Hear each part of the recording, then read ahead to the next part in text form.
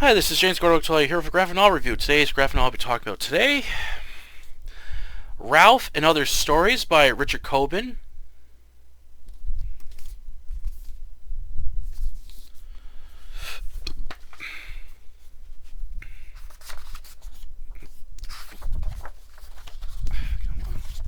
Okay, this is published by Dark Horse Books in 2025. This was a lot of fun reading this. I've been wanting to review Richard Corben's work on my channel, and I got lucky when I went to Chapters one day and I saw they had one of his graphic novels on the shelf. It's this one, Rowlf and other fantasy stories, and I thought anything by Richard Corben I'm grabbing, as I love this guy's artwork. I've been a fan of his since Den from Heavy Metal. I just really like the guy's style, and his artwork and stories would inspire my stories as well. But anyway, back to this. So this has 4 short stories that Richard wrote for different like comics and for different comics that he worked on. Rowlf at first it features some of his stuff that he self-published himself. Then it got republished in like other magazines like Heavy Metal and a whole bunch of others. These stories are a lot of fun to read. Like they're like men's adventure type stories. You got like muscular men, gorgeous women, and like lots of fighting, action, and some sex scenes here and there. With some really beautiful illustrations by Richard Corben, which as I said, I love this guy's hard work. This one has this edition has 4 short stories and got some extra content in here, which I really enjoyed, and it kind of shows like Richard Corben's like early works that he started working on, which I thought was a really nice touch. But overall, I had a lot of fun reading this. I really enjoyed the first story, Rowlf, a lot. The second one was really good. The Beast of Wolfden, I really enjoyed that one too. The other 2 stories were okay. They were kind of like a little too short. But overall I still enjoy this, and I would highly recommend to check out this graphic novel by Rowlf and Other Stories by Richard Corben if you're both like a fan of like fantasy, werewolves, or just like enjoy anything by Richard Corben. I highly recommend you check this graphic novel out. Alright, on to the review, and spoiler, I will give away crucial details within each short story.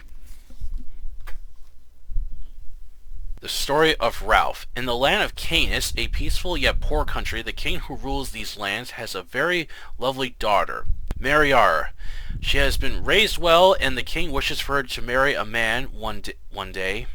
One of her suitors, Raymond, has her eyes on her. However, Mariana isn't really interested in marriage, and her close friend Rowlf, a wolf-dog hybrid, is very loyal to her.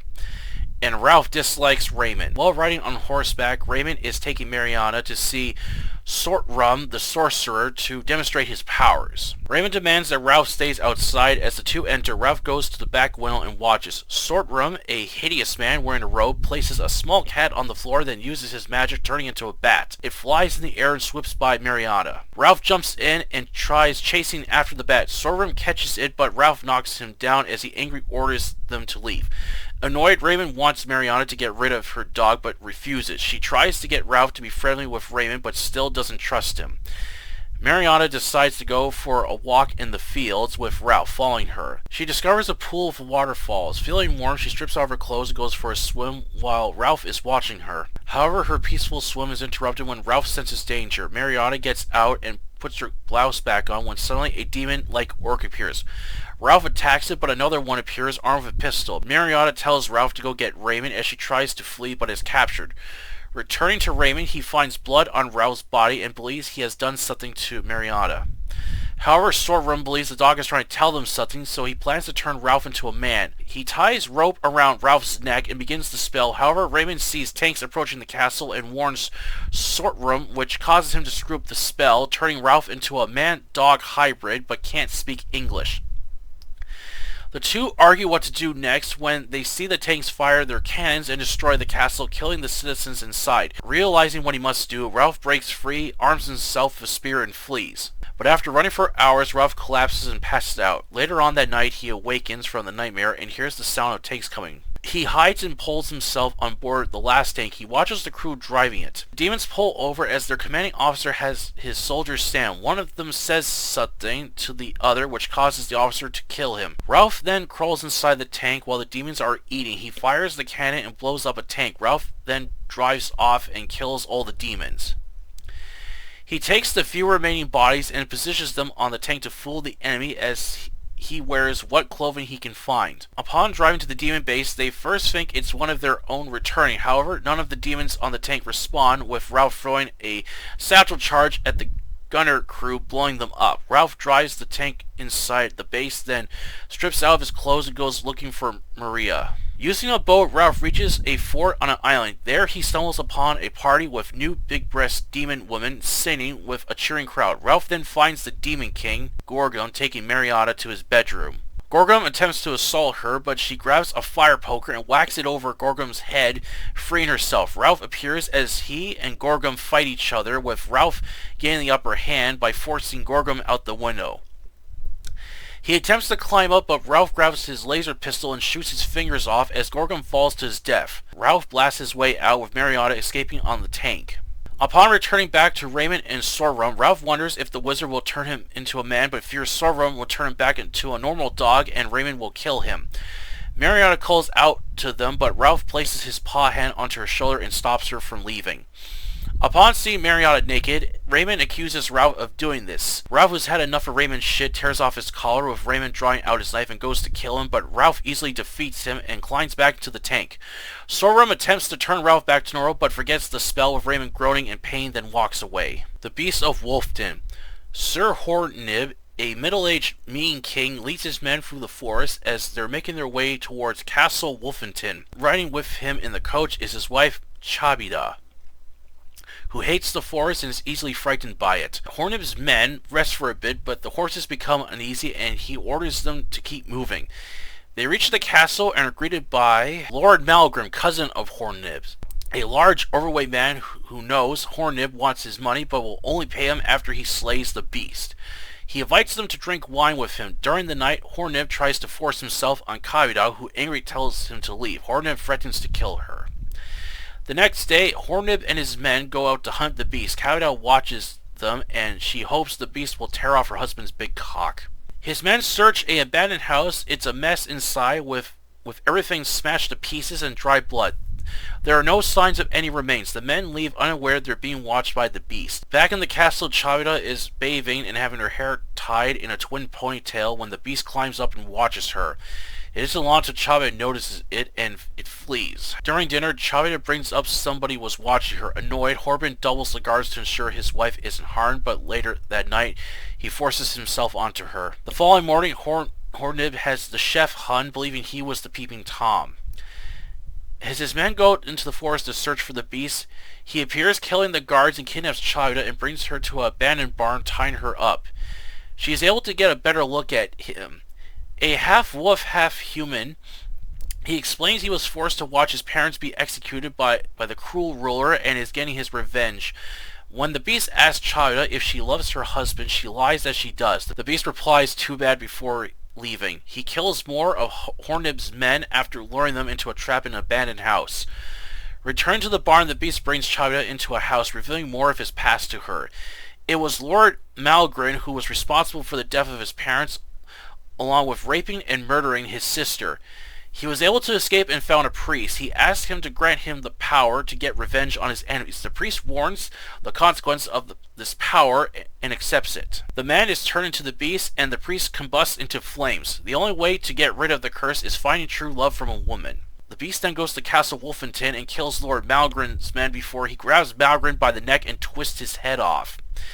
He then goes after Hornib and his two bodyguards. Using a tree, he swings it, killing the guards, then brutally beats Hornib to death. Meanwhile, Chabida hatches a plan to escape. When the beast returns, she offers him sex.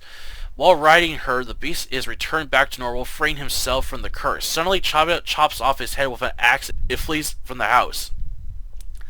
However, she is driven insane by the curse when she's found a few days later in the forest. She is looked after by a group of nuns. Several months later, Chabida gives birth to a strange child. The spirit of the beast. John Wool, the son of the beast, runs through the forest at night until he reaches the ruins of a castle. The following morning he turns back into his human form. He has spent years trying to find the priest who turned his father into the beast, but has been unable to find him.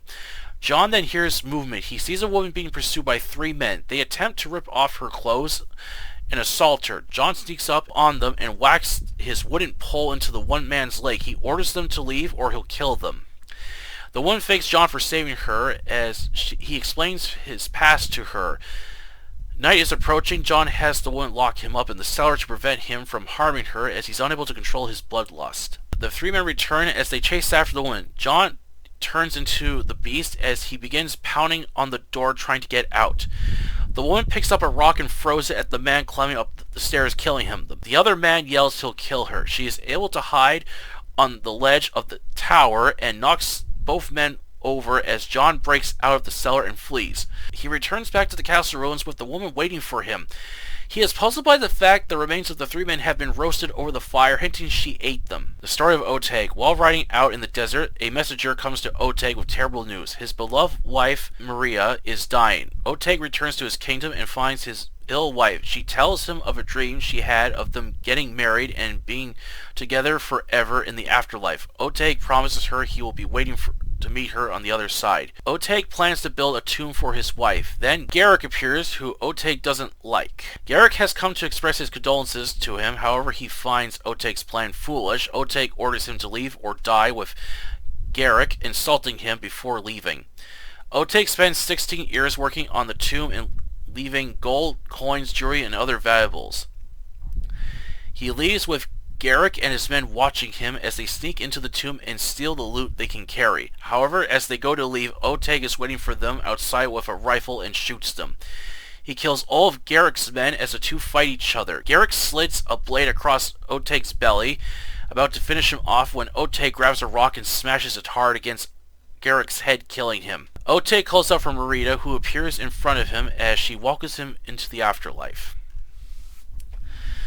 Rowlf and Other Fantasy Stories was a good collection of short yet fun stories. I really enjoyed the detailed illustrations by Richard Corben. They are both beautiful and wild to look at. From the muscular men to the beautiful women and the lovely scenery, Corben's artwork is incredible.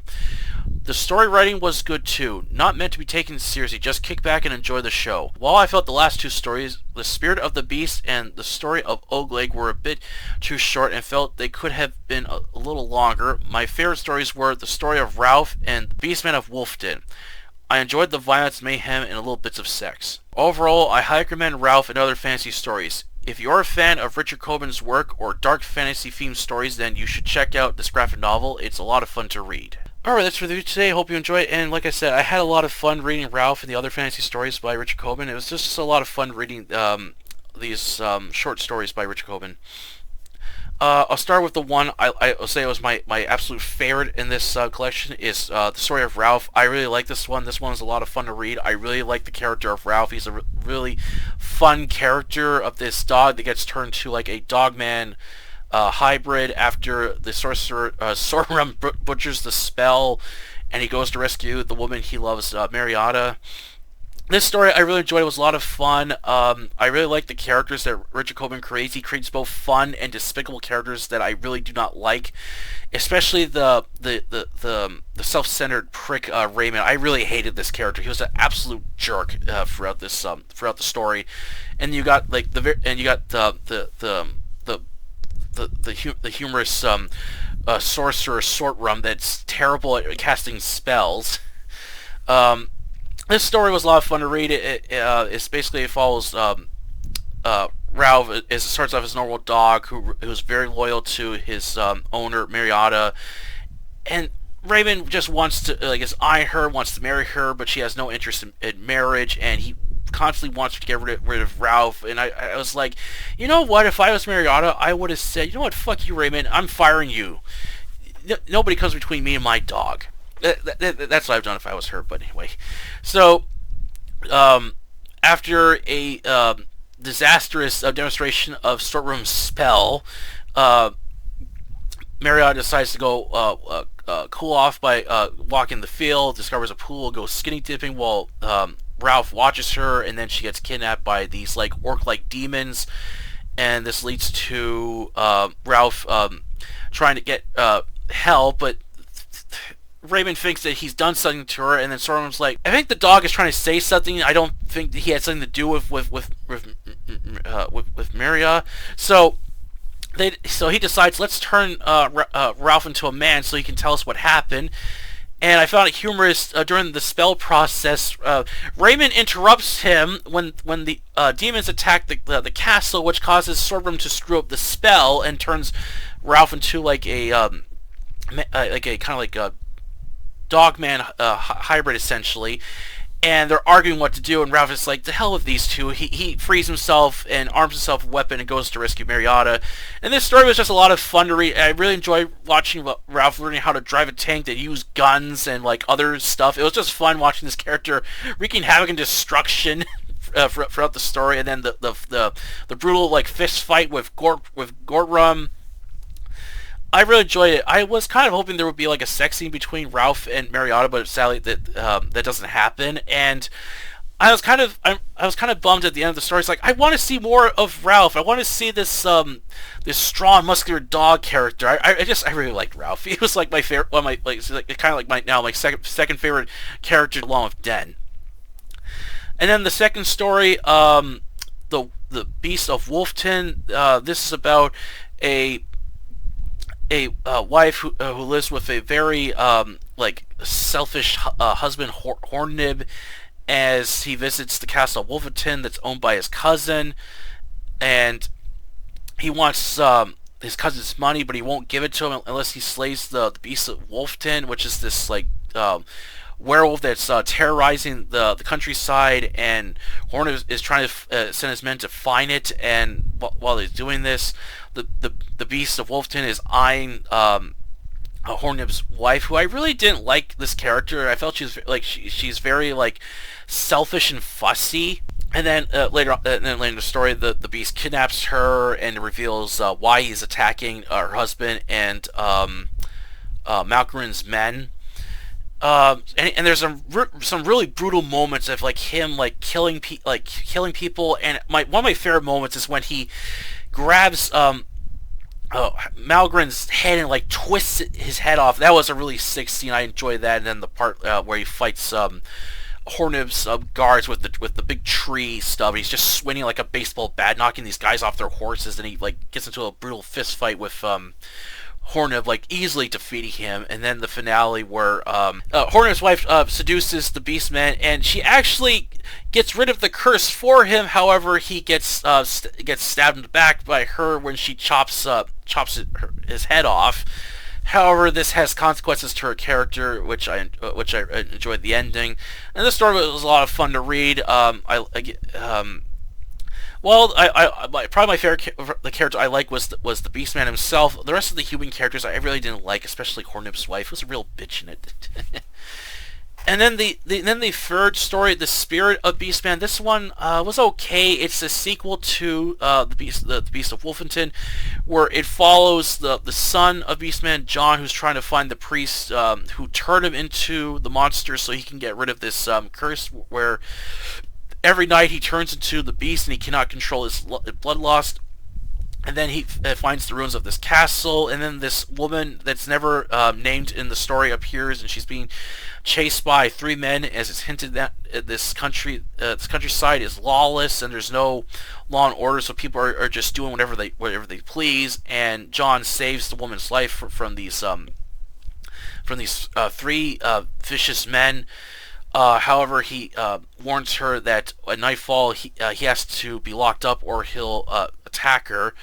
So in the story, the woman locks him up in the cellar, so that way John doesn't harm her. But the men have returned to go after her, and this leads to a final confrontation with this woman and the men. So the ending, it hints that basically that the woman ate these three men. I'm not sure if this is supposed to mean something, or is she just basically resort to cannibalism, as like food is very hard to come by in this world. This was an okay story. I just felt it was it was just a little too short. I wish it had a little more to it. I was expecting like there would be like a big confrontation where these three men come up with more guys to try to go after this woman, and this leads to this like fight with the woman fighting them off, and then John dispatched the rest of them in his beast form. I would have liked that if that was in the story. And then the last story of Ogleg, the story of Ogleg. This was another short one. This is about a guy. It's not really explained what he is. He's riding on the desert with his comrade, and then a messenger comes to him and tells him that his wife is dying of like an illness. So he returns to his kingdom, and his wife tells her final words before she passed away, and he decides to dedicate her in a tomb with all these valuables that he's acquired, and he's gonna like basically just live out the rest of his life until his time comes, so that way he can join her. But then this one man appears, Garrick, who Ogle does not like at all. And again, I wish there was like a little backstory on these two characters. Like, what is it with these two characters, as Ogle does not like Garrick, as these two have a short yet intense conversation between each other, and this leads to Garrick and his men attempting to steal the valuables that Oleg has left in his wife's tomb, and this leads to like a final confrontation between him and his men. It does end on a good note, but again, like I just felt this story was just a little too short. It was a little longer. But other than that, I still enjoy this graphic novel. It was a lot of fun to read. As I said, I wish that Richard Corben did like a follow-up to Rowlf. I would have loved to see more of this character. I really liked Rowlf a lot. I definitely will be doing more reviews of Richard Corben's work. I would love to do the Den series on my channel. That's one thing I would love to get. But first I have to clear some space off my shelves, and then save up money, and then one day I'll definitely get all the Den graphic novels that Dark Horse has done a very beautiful job with, and I would definitely be doing those on the channel, and maybe some other stuff by Richard Corben in the future. Alright, that's the review today. Hope you enjoyed. Please don't forget to like this video and subscribe to our Library, the new channel where I post book reviews, book hauls, and fiction-related content. Until then, I'll catch you later.